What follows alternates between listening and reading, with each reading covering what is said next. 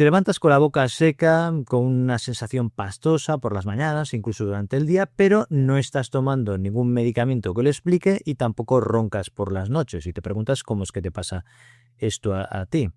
La verdad es que cuando se presenta este síntoma, lo primero que hay que valorar es el tipo de medicación que estás tomando y también si duermes con la boca abierta. Pero estas no son las únicas causas, hay otras causas que son menos evidentes y a veces se suman entre sí. Y de esto vamos a hablar ahora. Entonces, ¿qué más puede explicar que la boca esté seca si no estás tomando medicamentos y tampoco roncas? Pues en primer lugar, la primera posibilidad es que produzcas poca saliva de base, sobre todo cuando llega la noche.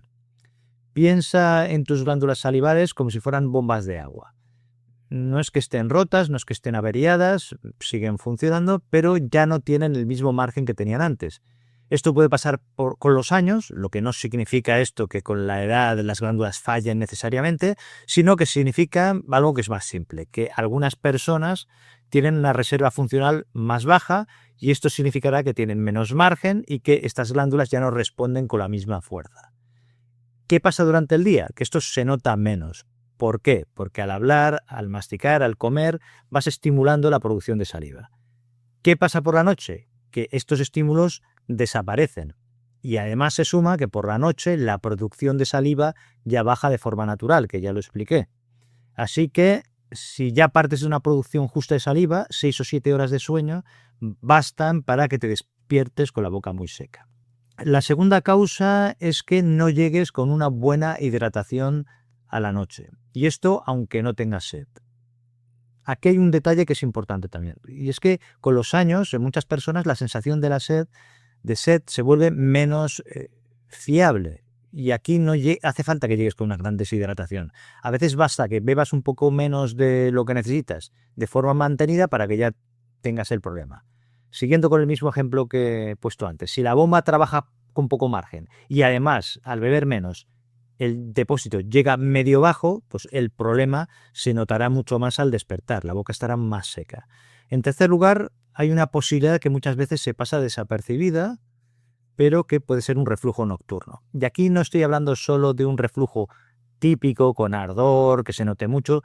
Hay personas que tienen reflujo al acostarse o mientras duermen, pero no notan acidez. Lo que notan es otra cosa, es como un carraspeo por la mañana, tos seca nocturna, una garganta irritada al despertar, sabor amargo, una sensación de boca y garganta secas. En este caso, la persona piensa que le falta saliva. Y a veces puede ser que sea verdad. Pero otras veces lo que pasa es que hay una irritación nocturna en la garganta, en la parte alta de la vía aérea, y esto se siente como sequedad sin que lo sea exactamente. Pero cuidado que no siempre hay una única explicación. En muchas personas se suman varias causas a la vez. Lo que hemos comentado, de menos producción basal de saliva, también una hidratación que es insuficiente para las necesidades que tienen y además que tienen algo de reflujo nocturno. Me preguntarás, ¿pero esto solo pasa a las personas mayores? Yo tengo menos de 50 años, menos de 45. Pues no. Esto puede ser más frecuente con la edad, pero no es exclusivo de personas mayores ni de ancianos. También puede pasar antes. Si produces menos saliva de base, si llegas corto de hidratación a la noche o si tienes reflujo nocturno sin darte cuenta, por ejemplo. ¿Y qué pasa con el síndrome de Sjögren? Aquí hay que hacer un matiz importante. Cuando alguien tiene la boca seca y no toma medicamentos, no ronca, en fin, es fácil que a veces llegue a la conclusión por su cuenta de que es un síndrome de Sjögren. Lo entiendo porque es algo que se busca mucho por internet, parece que es así, pero tenemos que poner orden en esto. El síndrome de Sjögren existe, eso es verdad, hay que conocerlo, no hay que ignorarlo, hay que tenerlo en mente, pero también conviene no autodiagnosticarse por descarte. No se diagnostica solo porque tengas la boca seca, ni porque un día leas los síntomas por internet y te encajen 2 o 3 de los síntomas que lees. El diagnóstico se apoya en el conjunto clínico, los síntomas y los signos que se ven, por una parte, pero también en las pruebas específicas. Y con frecuencia incluye una analítica, estas pruebas que comento, como por ejemplo la anti-SSA, anti-SSB y a veces pruebas más específicas inmunológicas que no vienen al caso. Entonces, ¿en qué situaciones convendría pensarlo en serio? Pues cuando la sequedad es muy persistente y no solo al despertar, sino durante el día. Y cuando además hay ojos secos con sensación de arenilla y escozor durante el día. Cuando el problema no mejora, a pesar de corregir las causas más frecuentes que hemos comentado, aquí sí tiene sentido estudiarlo con datos y profundizar. Pero la mayoría de personas con boca seca al despertar, no tienen por qué pensar de entrada que tienen un síndrome de Sjögren. Antes hay que revisar lo más frecuente, lo que se puede corregir con más facilidad, y esto no es quitarle importancia al problema, sino es razonar por orden y razonar bien, con sentido crítico. ¿Qué puedes hacer si sospechas que tu caso de boca seca al despertar va por aquí? Pues, en primer lugar, hidratarte mejor durante el día. En este caso sí que tiene sentido, pero no me refiero a beber mucha agua justo antes de acostarte, porque esto no resuelve el problema y además lo que puede hacer es que te levantes para orinar por la noche varias veces y al final es peor.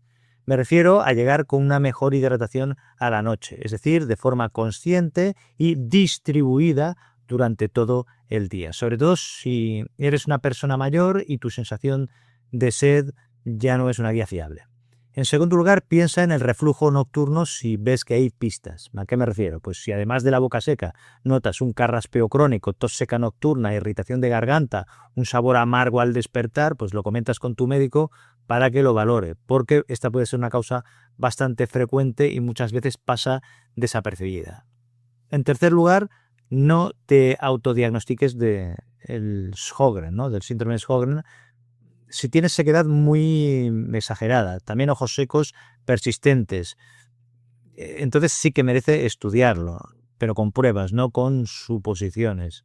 Y no con búsquedas en internet angustiosas y desesperadas que, en fin.